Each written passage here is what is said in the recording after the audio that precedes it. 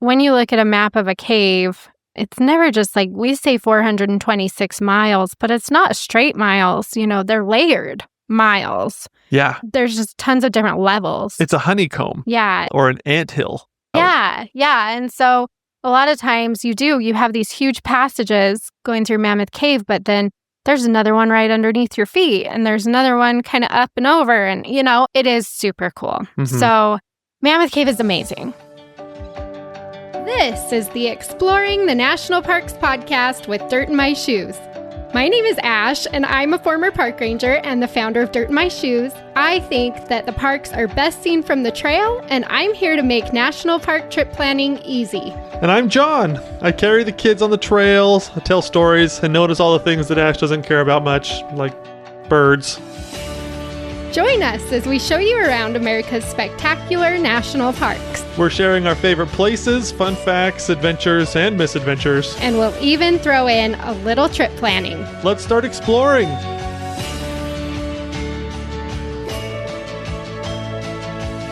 I wanted to share a tip today at the beginning. Ooh, John's tip? Yes, this is a John tip. Okay. At the beginning of today's episode, because I love to play games, and so like traveling, I like to play games in the car with the family and things like that.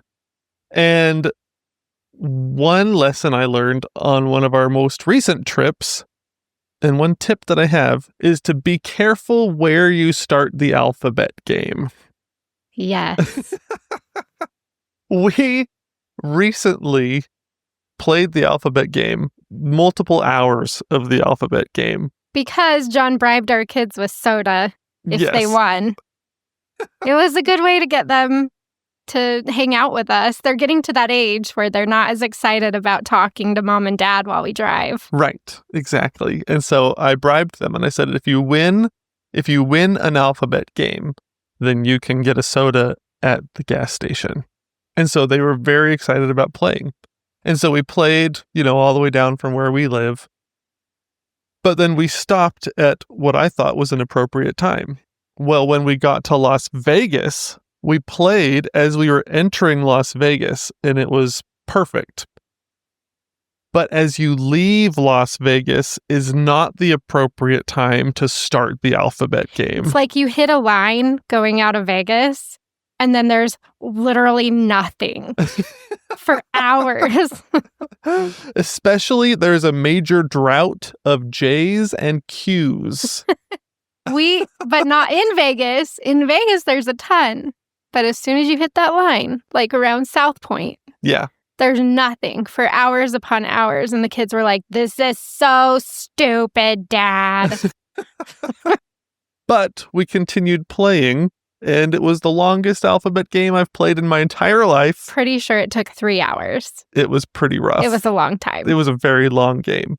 But we finished it thanks to Amazon semi-trucks. Yep. Because they had a Q, and they had Z's too on the trucks. Yeah. They had some of the harder letters. Yes. So I know. And we made that drive so many times. I have to say, I would love to never make that drive again from like Salt Lake City to Southern California, where you just go through Nevada for hours upon hours. And anyway, we did that a lot this summer.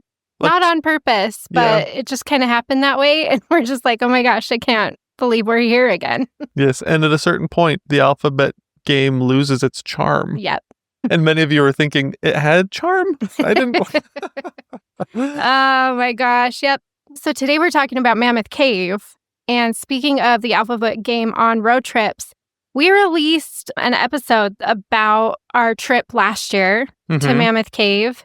And we road tripped it. So we hit Great Smoky Mountains National Park and the Blue Ridge Parkway, Mammoth Cave, Nashville. Anyway, super cool area to road trip. Right. So go listen to that if you want a road trip episode or some road trip ideas, including Mammoth Cave, which we're focusing on today. Yes. And be careful where and when you stop and start the alphabet game. Yeah, luckily out there they have not as many stretches as Nevada with nothing. There's not 3-hour stretches where you're looking at the same type of desert that looks like a... They had a Buc-ee's Yes. on that road trip to Mammoth Cave, and that was pretty Great sweet. Smokies and stuff from Nashville. We felt like we were in heaven. Oh, So many things. so good. So many things to do. So But I'm so excited to talk about Mammoth Cave. This place is spectacular. doing an episode like this for Mammoth Cave has been on my list forever because I'm just so excited to talk about it. Yeah. It really is an amazing park. And when we first went, I've been to Mammoth Cave multiple times. I've been without you. I don't know. For some reason, I keep ending up there. But Because you usually, love Nashville. Yeah, we're in the area for Nashville, and it's only like an hour and a half from Nashville. It's not that far. So at this point, I've done almost every cave tour in this park. Which is so cool. I'm I so think jealous. That one time you went without me, I you know. did some cool ones. did. And I was like, what? Are you kidding me? But really, the only one I haven't done is the Wild Cave tour. It's like 6 hours where they just, you have to squeeze through things and stuff like that.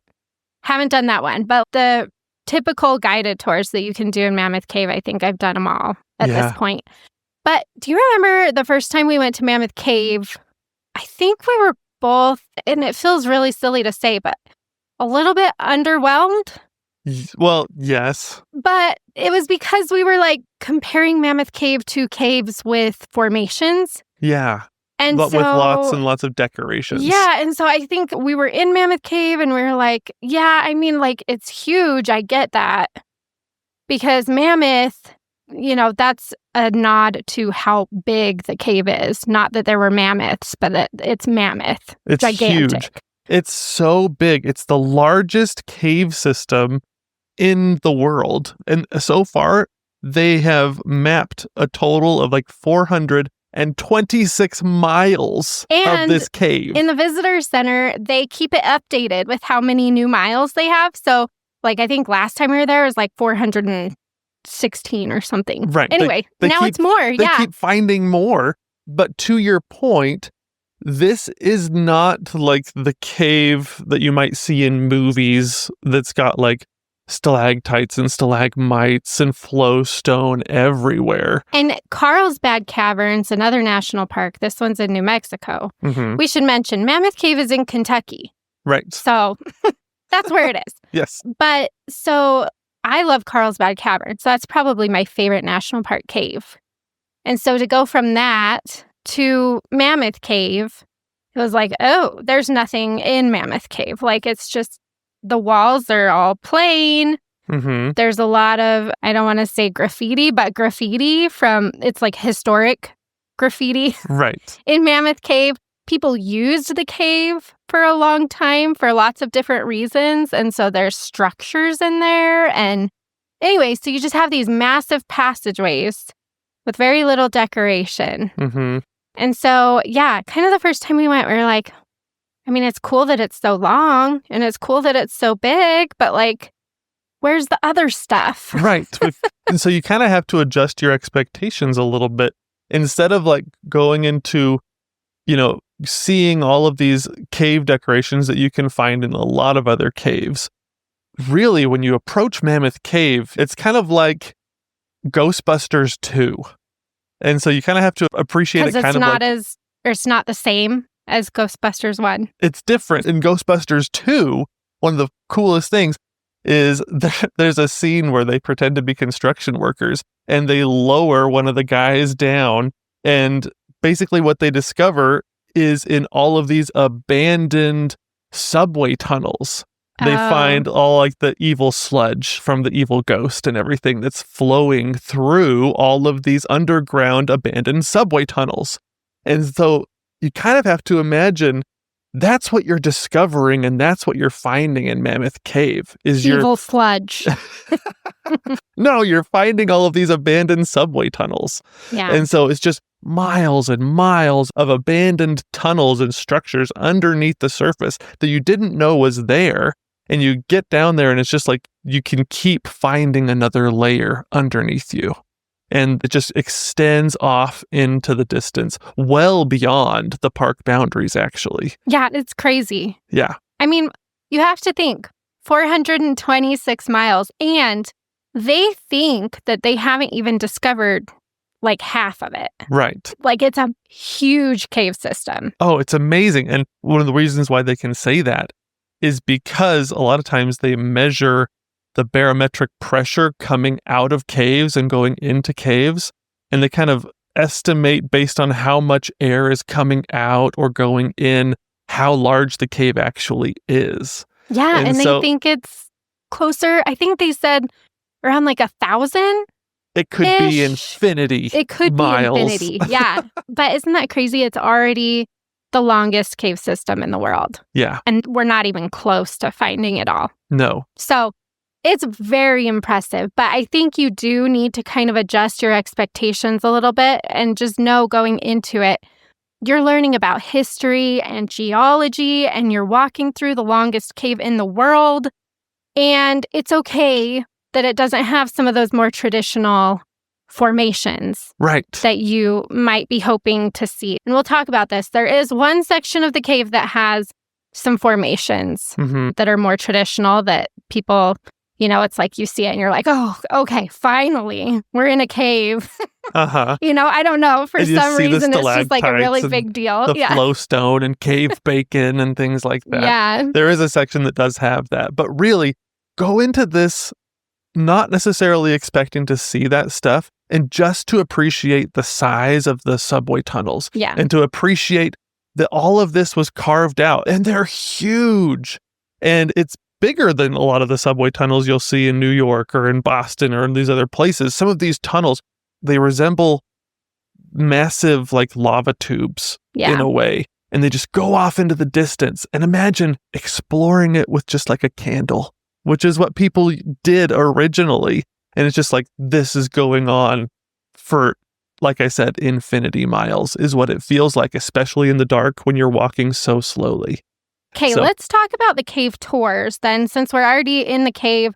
So this is the exploring episode. So we're talking about things to do, things you'll want to look out for, things you'll want to plan on. We will do a fun facts episode here in a couple weeks where you can then learn more about what you're seeing and how it was formed and why it's so cool. Right, exactly. So jumping in, though, the first thing, and I just had someone ask me this the other day, like, can you go into the cave without a tour? And the answer is no.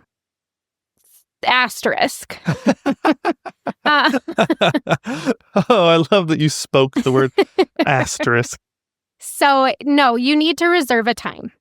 And there are so many different tours at this cave because it's so big, right? And so it can feel a little bit overwhelming as you're trying to decide which tours to take because it's like, you're probably only there for a day or two, tops. Some people less than that. Yeah, some people just come and take one tour and leave. Right. It's just a pass-through park. And some of the tours kind of cover similar ground. And they cut in and out of different passageways and things like that. Yes, but you do need to have a reservation for an entrance time. The reason there's an asterisk on that is because as of this recording, they do have a self-guided loop that you can do. It's pretty basic. It doesn't take very long. It's mostly just like in the very first room that you come in to from the natural entrance. But you still do need to reserve that time. Right. So if you want to do the self-guided, that's fine. They also do a guided version of the self-guided. And those ones are good if you don't want to spend very long in the cave, if you don't want to do a ton of stairs, stuff like that. But otherwise, I would just totally bypass those ones and go straight to some of these longer ones. Right. So, okay. I'm very passionate about this because I just want you to take some tours and some good tours. So just make sure that, again, you're checking recreation.gov for the cave tour times. And the window for making these reservations has changed. It's fluctuated over the years. Right. So I'm not going to give you a specific time to make those reservations, but make sure you go onto recreation.gov and check to see when they will be releasing tours for the dates you're there. And be there right when they open so that you can get what you want. But you do need a reservation to go into Mammoth Cave. Yeah. So don't show up without one. That would be very sad. Sometimes they have walk-up ones. Sometimes they do have a little bit of space in some of their tours. I would say, usually it's the shorter tours, the self-guided or the guided self-guided. Those ones sometimes have space if you just show up in the morning, but I wouldn't have that be your main plan. Right, exactly. They do restrict the amount of people that can come on certain tours. And so sometimes they go really fast. Yep. So basically, in my mind, you kind of have two different main tours that you're going to want to take if you can as a first-time visitor. So the first one being a historic tour of some type. That one takes you through like the more traditional route through the cave. It takes you to like the tuberculosis ward and where people used to sign their names on the ceilings and, you know, a lot more of the history. When Mammoth Cave was first discovered and they started giving tours, those tours were given by enslaved African Americans. So there's a deep, rich history of that too here in this cave. Stephen Bishop was the man. We'll talk about him in the fun facts. But but this is the route they would take with the early tourists too. So it's super cool. And there's just a lot of history in this area. And make sure you get on a tour that talks about the history of it because it's really fascinating. Yeah. And it will enrich your Mammoth Cave experience so much. When you're looking at the list of tours, I personally, here's an Ash tip. I like to sign up for the Historic Extended Tour. Yes. There's a historic tour, there's a historic extended, and then there's some others that kind of go along that same route, like Gothic Avenue and stuff like that will touch on history a little bit too. But the historic extended, I think it's only like 15, 20 minutes longer than the regular historic. It's a few dollars more, but the group size is about half. Which is such a big deal. It's a big deal. Yes. It is. It's a big deal.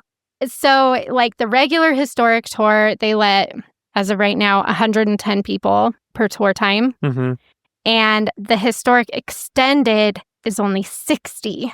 Yeah. Most people don't pay attention to anything like that, but I do because I hate crowds.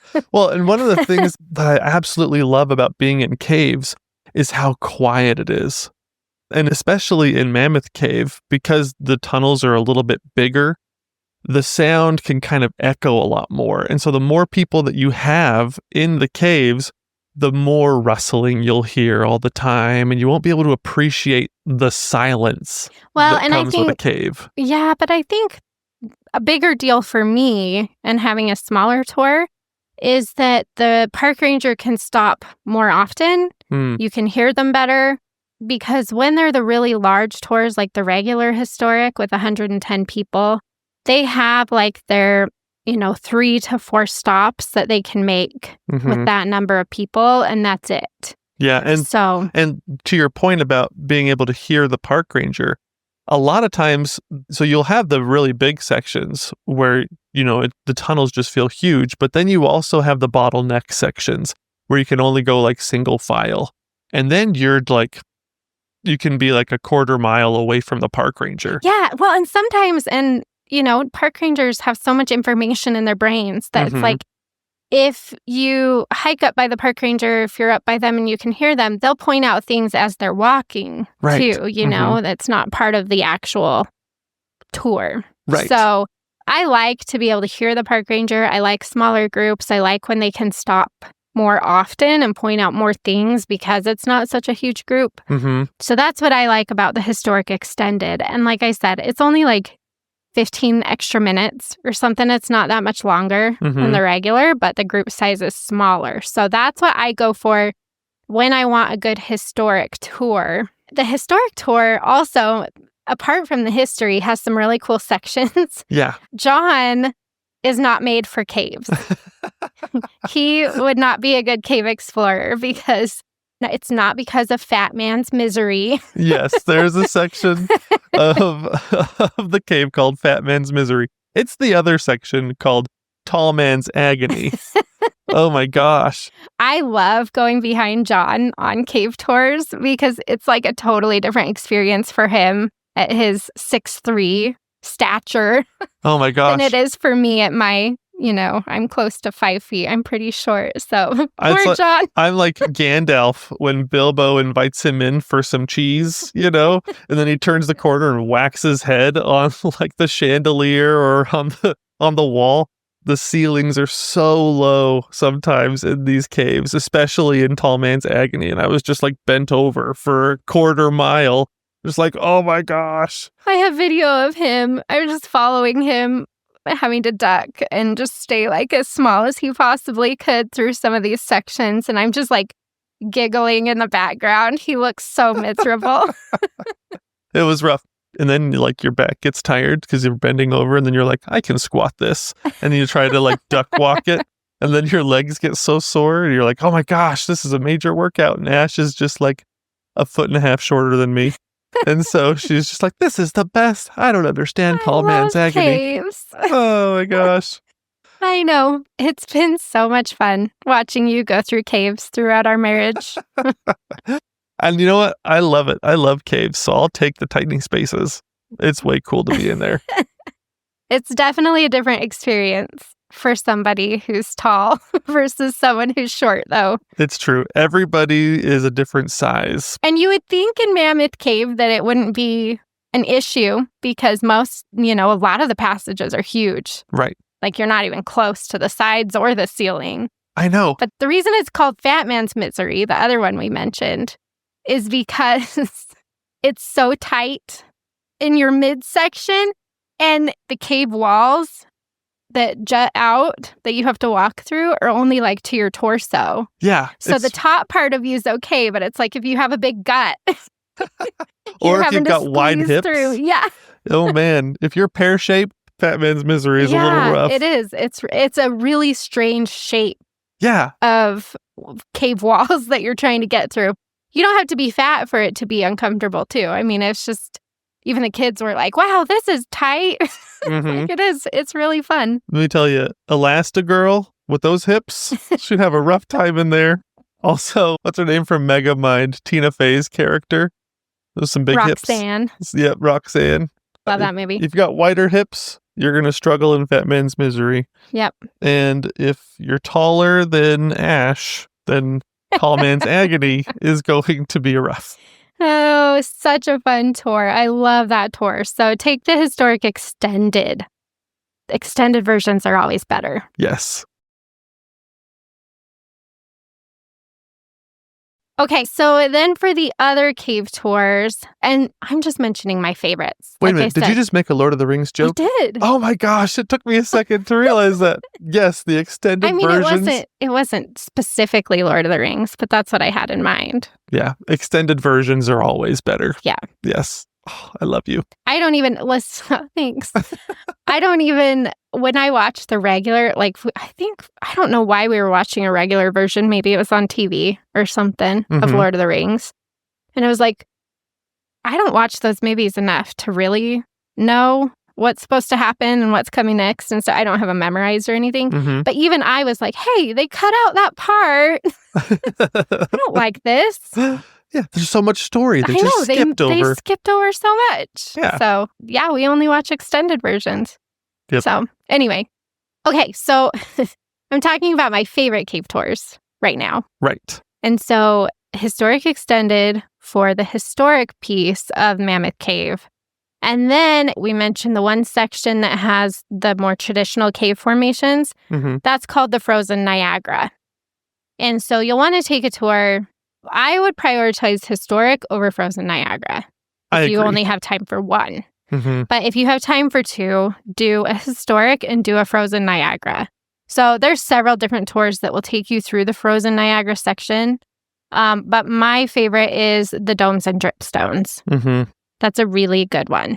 Yes. So, and it will take you to the area of the cave that has that big flow stone. It is really cool. It's super cool. So it has big flow stone, and you'll see some other traditional cave formations in there too. It's a very small section. So yeah, it really is. It's surprising. But the domes, I don't know. For me, I talked about the subway tunnel feel of it earlier, but also the domes in the name Domes and Dripstones. The domes are so cool in this cave too. Yeah. Because So we haven't talked about the surface at all, but without getting too much into what we'll talk about in the fun facts episode, there's a whole lot of sinkholes. This entire landscape here in Kentucky in this section of the country is so up There's a and lot of down, divots. lots of divots, lots of sinkholes. And underneath the ground, what that results in is a ton of these, they call them domes. And so what it is it's a vertical tunnel going up and down. And so the Domes and Dripstones tour has some really cool domes that some of them are called really cool names, like bottomless pits and things like that. You'll find lots of that in Mammoth Cave, a vertical shaft. And so it's really fun as you do the Domes and Dripstones tour to go through some of these and observe some of these really neat pits, bottomless pits and things like that. And there is an actual bottomless pit. Right. That's named that. But then I think a lot of the other ones, it's just kind of like, oh, I'm sure they have names, but they do. They absolutely do. But yeah, so that's a really cool tour as well. It doesn't hit on the history as much, but it's still really good. And it's still a really good intro to the cave. Mm-hmm. And so it's a really nice one. But again, my number one choice would be Historic Extended. And then if you have time for a second, I would add in Domes and Dripstones. Right. As a first-time visitor. As you return, then there's other ones you can add into. I think my favorite cave, well, I always do this. I say this is my favorite, and I'm like, no, maybe, I don't know. Favorite based on what characteristic? Okay, I love the Grand Avenue tour, but it's not for everybody. This is one I did without John. It's 4 hours long. What's crazy about it, because it kind of brings in everything. You get a lot of history, you get a lot of geology, you get a lot of just everything that makes Mammoth Cave cool. You're covering the most ground of any tour, right, which is 4 miles, and it feels like forever. It takes 4 hours to go 4 miles. 4 miles underground it takes forever. But you're crawling underground. 4 miles out of 426, And so it's you get to see the scope of just how huge this cave is because you spend so much time in there. You barely scratch the surface. You get to see a lot of really cool stuff, but it's oh my gosh, there's so much more in here. Mm-hmm. And so I love that one, but I also recognize that a 4-hour tour is not for everybody. Yeah, that's true. And it's it said something I didn't write it down, but on the website it said something 1,500 stairs. Yeah. Over the course of the tour or something, it's strenuous. Mm-hmm. It's a lot of work. So it's not for everybody, but I love that one. Another one that I did without John, poor John. Poor me. Was the Violet City Lantern Tour. This one I was so jealous of. This one was amazing. And this is why I was kind of well, is Grand Avenue my favorite or was it the Lantern? I don't know. As a second-time visitor, a third-time visitor, to start adding in some of these other ones. Mm-hmm. So what I typically don't love lantern tours as a first-time visitor just because I want to see the cave. Right. And the lantern experiences are really exactly that. They're experience. It's to help you experience the cave in a certain way. You're not necessarily learning about the cave. You're just you're trying to have a medieval experience. Yeah, and it opens up your eyes to what early cave explorers would have, had to deal with when they were there and stuff, which is really cool. Yeah. But in some of the caves, when you do the lantern tour, and it's you kind of hold up your lantern, but it blinds you a little bit if you hold it too high, and you can, so you can't see as much, which is kind of the point, right? Like John said, it's an experience. What I liked about the lantern tour in Mammoth Cave, though, was that I kind of knew that I wasn't missing out on any formations. Right. Yeah, Do you know true. what I mean? That's really true. And so I didn't feel like I couldn't see what I was walking through as good. And I wasn't sad that it was darker and I couldn't see the formations right. next You're not to me. frustrated about, you don't have FOMO. Yeah. It was just, I could let myself just be immersed in the experience of seeing Mammoth Cave by lantern light. Mm-hmm. And the park ranger that did that one on my particular time. And of course, this is just going to be hit and miss. Mhm. But he was amazing. He'd worked at the cave forever. Just one of those really cool people that know everything. And his love for Mammoth Cave was just so apparent Mhm. in everything he talked about and how excited he was and stuff. And that tour actually, I think, was the main turning point for me too, in being like, wow, this place is so special. I can't believe I didn't see it before. Mhm. And it was because of that ranger. Right. So I loved that tour just all around. It was a really cool experience. And I would highly recommend that one too. Wow. So Shout out to that ranger. I know. Rangers- I wish I wrote down his name, because sometimes you get rangers that just, they're seasonal. They're still learning a lot of stuff. Mhm. They may have only been there for a couple of months. Right. Exactly. And so their knowledge is just really limited. I always find that if I'm lucky enough to rub shoulders with someone who has spent, I think he was there for like 30 years, Right. and it's Oh, just man. like, and he was pointing out all sorts of things and just talking, like had all sorts of stories. He could answer every question with something interesting. Mhm. You know what I mean? It was just a really cool experience of just being like, wow, that's what all rangers should be. Right. Do you know what I mean? That's when park rangers are like a natural resource unto themselves. Yeah. Yeah. And you go for that experience, that specific experience with them. Yeah. So anyway, so that one was super cool. I loved that one. And I would highly recommend that. Like I said, it's less traditional of a cave experience. So Mhm. if you want to put that one in instead of one of the others, that's fine too. You just have the experience that you want to have. There's Right. so many different choices. Right. I want to mention one more tour that we've taken. Yes.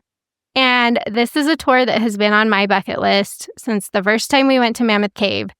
And the rangers said that there are rivers in the bottom of this cave. Oh my gosh, I love flowing this through tour. the cave. Yes. And it was like, real rivers? For real? There's rivers down here? And so then the second time we went back, they weren't running. It's called the River Styx Tour. Mhm. And they weren't running it. It's a tour that they don't run all the time. It's not like an everyday thing. Right. We've taken a few trips when this wasn't running and we Yeah. were so sad. Yeah. So this last summer, I finally got tickets for the River Styx Tour for our whole family. I was just like so excited because I was like, I get to see the river finally in the bottom of the cave. But as soon as we got on this tour, and it's been 6 years, 7 years Mhm. since I've had that on my bucket list. Right. And the ranger goes, this is not a history tour. This is a geology tour. We're talking about geology the whole time.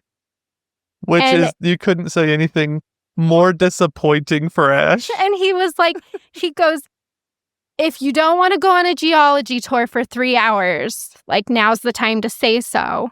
And I'm thinking to myself, I really don't. But I've been waiting so long to see the river Styx in But the then- bottom of the but in then the Ash bottom of the looks cave. Ash looks over at me and I'm like, ooh, geology. I'm so excited. It's like, oh my gosh, 3 hours of geology.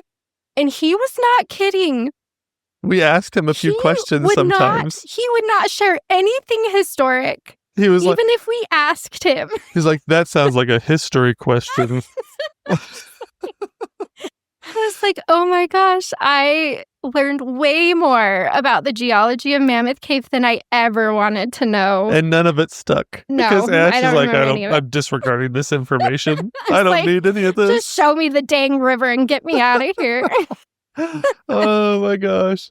Yeah, Ash, the tour itself on that one was a little rough for Ash. I enjoyed it, but even for me, it got a little dry. Yeah, in fairness, because afterwards I was like, well, that was miserable. Thanks a lot. If you don't know, I don't like geology. Right. I can take geology in very small increments. Ash's eyes glaze over really fast when I start talking about rocks. Oh my gosh. So we get out and I was just like, wow, I can't believe that it was about nothing else. Like he was not kidding. They didn't talk about anything else. And I pulled it up on the website and it says right there, this is a geology tour. Mhm. So in fairness, that was my oversight. I was just so excited to see the river Styx at the bottom of the cave. Yep. And it was But cool. what a disappointment. Yes. As far as the rest of the tour went, I was like, oh my gosh, this is way more. So take the descriptions seriously when you see what they're going to be willing to talk about. Well, because a lot of these tours go along the same routes as the other tours. But then, yeah, each one kind of has a different emphasis. Yeah. On, what you'll learn on that tour. That's why you can do every tour at that cave and have a different experience every time. Right. Even if, yeah, exactly. You can go through the same thing, but then if they have a different focus. Yeah. And so, like, I don't know, I have some favorite features in the cave. I don't know what some of your favorite features are, Ash, but some of my favorite features you go through in multiples. Like, you can go through certain sections on different things. Anyways, if they just focus on different things, it's super cool. But do you have some favorite features in the cave, Ash? So I always thought that the tuberculosis hospital ruins was really interesting. Uh-huh.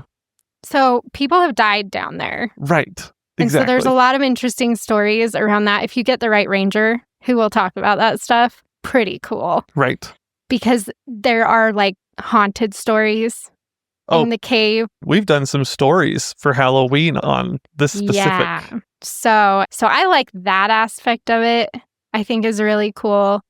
I do think it's really cool to see all the writing on the walls they use the smoke from their candles to write their names as they came through. And in fact, actually, I just read the reason that a lot of the tour guides allowed them to do that, like I mentioned, they were enslaved people who were giving these tours. And they couldn't earn a wage giving the tour, but they could earn a wage from tips. And so they would let the people coming through write their name on the wall for tips. Right.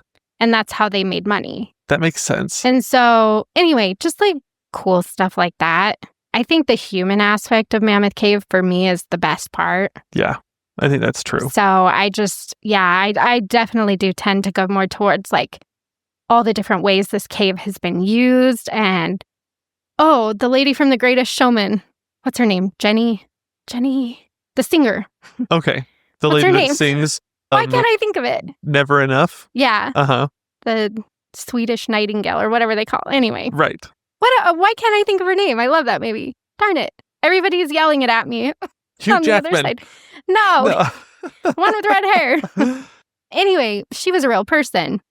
And one of the park rangers had mentioned that she came to the cave and sang in the cave. That would be cool. So, stuff like that. I think is just really fun for me. So you really like the human history aspect of it. Yeah, I think I agree with that. The formations and stuff are fine, but the human part of it is what's just like, this cave is so cool. Yeah. I think our kids would probably say like Fat Man's Misery and Tall Man's Agony is one of their favorites. One of my favorite spots, like as I was looking through some of the pictures that Jenny Lind. Jenny Lind. You were right. You even got the first name. Yes. Nailed it. Sorry. You're Continue. Good.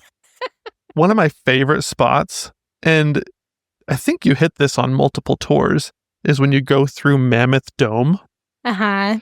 Because you've got the ruins of Karnak right there, and it looks like ancient Egyptian ruins. But inside Mammoth Dome, you have this staircase called the Tower. The staircases are so cool. Oh my gosh. The tower in Mammoth Dome, it looks like what I imagine Dante's Inferno to kind of look like. Yeah. Because the lights that they use inside the cave are kind of like an orange. Yeah, they're like red lights. And so then you look at this staircase, and if you read Dante's Inferno, there's 9 concentric circles leading deeper and deeper into hell, basically. Yeah, that is how it feels, though. Yeah, and so a lot of the times you reach the staircase and you're at the bottom. And you look up at this staircase, and it's just so haunting. Yeah. It's so cool. I love looking. So I have some pictures of that, but yeah, it reminds me of, each circle covering, different sins. And it's pretty cool. But I love the tower and I love Mammoth Dome. So I thought I should mention that. If you can go through Mammoth Dome, you'll see that. Yeah. So check on that. But there's so many other things. You mentioned, the tuberculosis hospital. Oh, man, there's some really good stuff. But like I said, I love all of the domes. All of the domes are so cool to me, to see these vertical shafts. Yeah. And a lot of them connect. So you'll have a vertical shaft and you'll have, a cave that connects at the top and another one that connects in the middle and then down at the bottom. And so there's all these different shafts that go through these domes. Well, and I think that's what's crazy too, is like when you look at a map of a cave, it's never just like we say 426 miles, but it's not straight miles. They're layered miles. Yeah. There's just tons of different levels. It's a honeycomb. Yeah. Or an anthill. Yeah. Yeah. And so a lot of times you have these huge passages going through Mammoth Cave, but then there's another one right underneath your feet, and there's another one kind of up and over, and, it is super cool. Mm-hmm. So Mammoth Cave is amazing. Yeah. Hopefully you get a good ranger. Cross my fingers for you. Fingers because crossed. I do think that makes a difference, having someone who just really, like, oozes love for the cave, Mm-hmm. because that, like I said, made a big difference for me Right. in my love of Mammoth Cave and why I've been back so many times at this point. But our kids love it. They have a good variety of tours, long, short, hard, not hard. It's a good variety. So find the cave tour that's going to work for you. Mm-hmm. Don't feel bad if you can't do some of these really long ones. If what you can do is the self-guided or one of the shorter ones, just enjoy it. Be happy with it. Enjoy it. Just know, regardless of the tour that you choose, you're barely scratching the surface of this cave. Right. And so you can still feel that wonder and awe after just, walking through the natural entrance, if that's all you do. It's amazing. Yeah, it's true. It's amazing. So do what you can and just enjoy what you see, and just go in with the right expectations that you're looking at a human history and you're looking at these huge passages and not necessarily all the pretty stuff that you see in other caves. Right. So that's Mammoth Cave, the underground portion. Yes. Now, we also really enjoy the surface level of Mammoth Cave National Park. We do. It can be so pretty. Yeah, And it's worth a few minutes of time to talk about what you can do on the surface to really round out your experience here. Because I think the secret about Mammoth Cave for us is that everybody comes for the subterranean action. Which you should. I mean, that really is the whole point. That's why you're there. But that also means that the surface provides a lot of opportunities for some solitude while hiking. Yeah. And it might not be like the major mountain views and things like that, but it can be really nice and quiet and a great way to just enjoy nature, but especially during the fall. I love this park in the fall. It's incredible. There's so many trees, and with the fall colors and the temperature, it can be very idyllic. We talked about Mammoth Cave in our favorite fall parks episode. It made the list. Right. Because it really does. There's so many trees that turn beautiful shades of orange and red. We hiked the Green River Bluffs Trail during one of the times we were there during the fall, and it was spectacular. There were leaves everywhere, just crunchy leaves under our feet, and you follow the river, so you get views of the river right there, and it was just so enjoyable. Yeah. And so relaxing, and like no one was on it. And I was like, this is perfect. Yeah, exactly. This is exactly what I like in a trail. So that one's really nice. The Green River Bluffs just starts right there from the cave area. So it's super easy to get to. And when you're on the surface of Mammoth Cave, so you have like your main visitor center cave tour area, and that's where the lodge is. That's where the restaurant is. That's where your cave tours start. Like you have there's one main spot in the park where kind of everything jumps off from. Yeah, it's a complex of buildings and parking lots. And the campground, and yeah. And so we stayed at the lodge this last time, which... Not great. Talk about paying for location only. Right. Which is becoming a theme as we've been camping a little bit less and staying in lodges a little bit more. It's like, yeah, This is fine, I guess. I know, it's so true. The location, really, you can't get better. You literally walk out the door, and Go you're across the bridge and you're at the visitor center. exactly. So And you your can cave tours all start from right there. exactly. Yeah. So you can catch your cave tours so easily. It's perfect. And if you enjoy the walking around, like we've been talking about, the fall colors, the trails are so super nice and quiet. You can access the trails from the lodge right there. Yeah. No problem. Yeah. Well, and in fact, the Heritage Trail, which is another really cool trail, it's like a boardwalk trail on the surface, and it takes you to the cemetery where a lot of the old guides are buried now. Mhm. So you can see Stephen Bishop's gravestone from there. And anyway, it's a beautiful boardwalk trail through Yeah. the trees. That starts basically right there at the lodge. Well, it does. It starts right at the lodge. I'm looking at my map. I'm like, nope, it starts right there. The River Styx Spring Trail, which is cool. You can see where the River Styx comes out of the cave Mhm. and comes down, and then it meets with the Green River that's right there. So that's a cool trail because you can actually see the water, the river coming out of the cave Yeah, from you that can one. connect to it super simple. Yeah. This area is also where the bike and hike, like the rail trail, starts Mhm. right here. So this is a trail that's really popular for biking, and it's really cool. And it follows like the old railroad line that used to come into Mammoth Cave. And you can still see the train. Yeah. They have the preserved train engine number 4 Yeah. right there. And so it is kind of fun. Like we talked about the human history aspect of this park, you can see it on the top, not just down below too. Yeah. And so the human history of biking along that path, which was how most people accessed this park via train, Yeah. 150 years ago or whatever. It's just incredible. And it's just a really nice biking trail. Yeah. So I think that's a secret too about this park. As you look at the map and you look at the legend, you can see there's lots of hiking, there's a lot of biking, but there's also a lot of horse trails.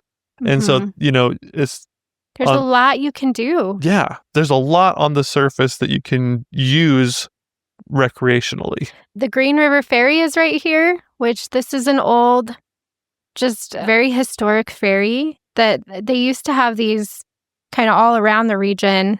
I don't know how old it is. I know it's really old. Mm-hmm. And it ferries you in your vehicle across the river right there. That's pretty fun. Only like 1 or 2 vehicles at a time, though. Yeah, but it's historic. It's a preserved way to show how people used to get around this area, Mm-hmm. which is really cool. They don't have very many of these left.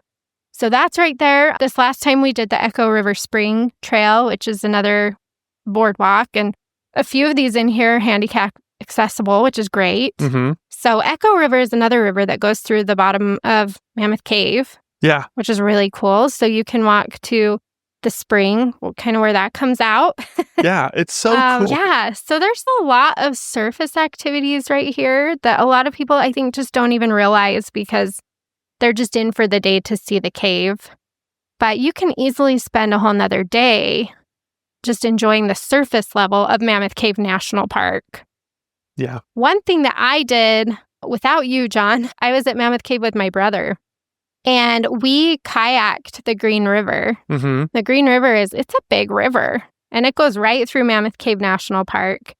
And so we went kayaking. I'd always wanted to do it, but I'm definitely glad I did it not with my kids.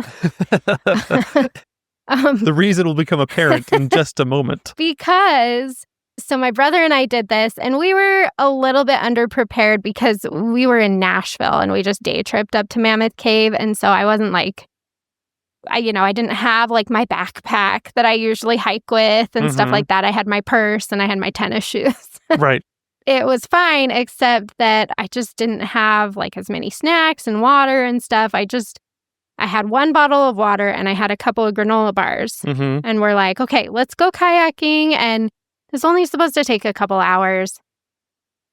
And there's outfitters just right outside of the park that will rent you kayaks and drop you off and pick you up and stuff. So it's super easy. Mm-hmm. I'll put the one that we used in the show notes if you're interested in doing this, because it was a really cool experience. But what was funny is when they dropped us off at the starting point, And we got in the kayak. We were in a double kayak, thank goodness, because it ended up being a lot longer and harder than I thought it would be. And I would have been really sad if I was paddling my own. Right.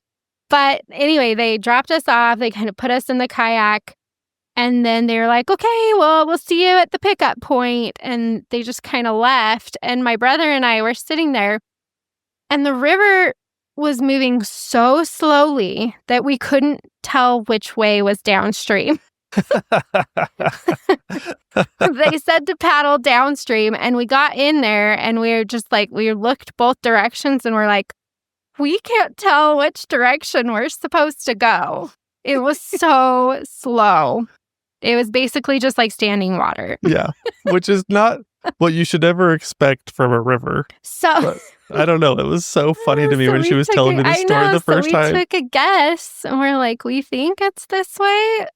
Hopefully we're right. I was like kind of going off what I knew about where they were going to pick us up. And I was like, I think it's to the left. I just imagine like you throwing a piece of grass into the river and being like, come on. Not moving. Go a direction. Please just go a direction.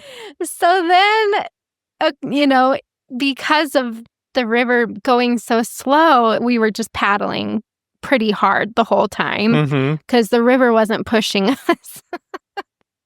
And we did finally get to a point. There was one part of the river where there was a little bit of movement, a little bit of just it was going over some rocks. And it was like, oh, good. We went the right way. The water's definitely going down. Oh my gosh. But anyway, so it took forever and we were like trying to ration our water and our snacks. And so we had our water and I told my brother, because there's like kind of mile markers along the route too, but some of them were not there. Some of them were knocked down. And so we didn't exactly know where we were. And the one part that was fast enough to have a current, like my brother was in the back and he was supposed to be steering and he steered us directly into a log and we got swamped. So it's actually a really good thing that the river wasn't moving in the first place. He assured me he knew what he was doing and he did not. He learned after that that he needed to have a few more skills before he tried something harder than a river that doesn't move. But yeah, so it was kind of the comedy of errors, this little river trip. But it was really cool. We saw a lot of turtles and there's like little islands that you can stop off at and get out. And if the water levels are right, there's like some parts of it that have like caves you can kind of go into along the riverbanks and stuff like that. And nice. So it was really cool. I would do it again. I would just go in more prepared to know that it's like a lot more paddling than I was thinking it would be, since I thought it's in a river. So right, it should push me a little bit, and it didn't. And it took longer. So just to make sure I was more prepared with gear and snacks and stuff like that. But anyway, we were rationing our granola bars. And we're like, oh my gosh, I think we're only like halfway through and it's been 3 hours and we're going to starve out here. And so we're like, okay, we'll eat these at the very last possible moment when we're just like so hungry we can't move on. So we got to that point and we ate them, and then probably 10 minutes later we were at the end. Nice. So we had grossly miscalculated how far we were along the river. And thank goodness we were so excited when we were like, oh my gosh, this is it. We're going to get out. We're not going to die out here. Die out in the middle of one of the smallest national parks in the country. Yeah. So I was just going a little bit more prepared. But would I do it again? Yeah. Absolutely. Especially now that I know which direction to turn after they drop us off. So lessons we've learned from this is make sure the person points you in the right direction. Yep. Bring water and snacks. Yep. And just make sure the water is flowing. Yeah. I mean, or make sure the person who is steering your boat knows how to steer. Yes, exactly. That's an important one for me now, They're too. paying attention when there's one log you can hit in the whole river. There was literally one log. That was the only obstruction in the entire river, basically, that the water picked up just a little bit, and there we went, straight for it. We hit it, and the front end of the kayak went down and filled with water. Luckily, it was only like 3 feet deep, and there was an island right there that we got out on and dumped everything out. So That's so funny. But back to the point is there's a lot of stuff you can do on the surface. yeah, Kayaking is a really fun one. There's a lot of trails that you can explore, a lot of beautiful ponds. So it's a really beautiful park on the surface, as well as being a lot of fun under the surface. it is. And I think it's a surprise how much you can do. Like I said, you can easily spend 2 to 3 days here. Yeah. Just enjoying Mammoth Cave, both underneath and above the surface. So once again, Ash and I find ourselves in a situation where we're trying to convince people to stay longer than half a day. I know.